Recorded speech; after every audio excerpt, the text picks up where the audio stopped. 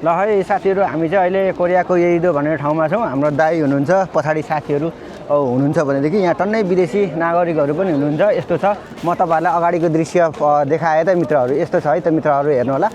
यहाँ अगाडिको दृश्य चाहिँ यस्तो छ, धेरै नै रमाइलो मनमोहक। यो चाहिँ अब हाम्रोतिर चाहिँ यो खासै यसको भ्यालु हुँदैन। यहाँ कोरियामा चाहिँ यस्तो बनाएर विदेशी पर्यटनहरू चाहिँ धेरै नै भित्राउने गरेका छन्। यसको नाम चाहिँ विशेष गरी पयु भन्छ हाम्रो नेपालतिर भने। यहाँ चाहिँ यसलाई चाहिँ अब जापानिज भाषामा चाहिँ साकुरा भन्छ नि, यसलाई चाहिँ फतखोल भन्छ। फुल हो भनौँ अथवा यो बोटो, यसलाई चाहिँ विभिन्न यस्तो तरिकाले डिजाइन गरेर बनाएको हुन्छ। धेरै नै मनमोहक दृश्यहरू हुनुहुन्छ भने यता चाहिँ हाम्रो अब विशेष गरी कोरियन नागरिकहरू हुनुहुन्छ भनेदेखि यस्तो छ यताको अगाडिको दृश्यहरू।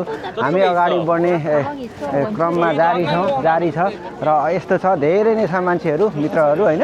यस्तो छ, ल हेर्नु होला, तपाईँहरूलाई म नजिकबाट पनि यो फुल देखाइदिन्छु है त। यस्तो छ होइन, नजिकबाट यस्तो छ, यस्तो छ यी हेर्नु होला, माथि माथि घोच्दै पुग्छ हौ। यस्तो छ,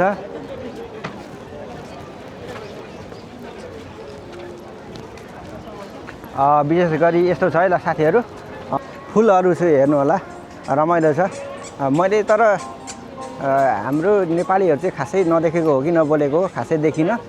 विशेष गरी बिदाको बेलामा चाहिँ टाइम मिलाएको थियो भने जति कोरियामा रहने मान्छे चाहिँ आउनुहुन्थ्यो भन्ने मैले आशा भरोसा विश्वास गरेको छु है। ल है त मित्रहरू, ल ल।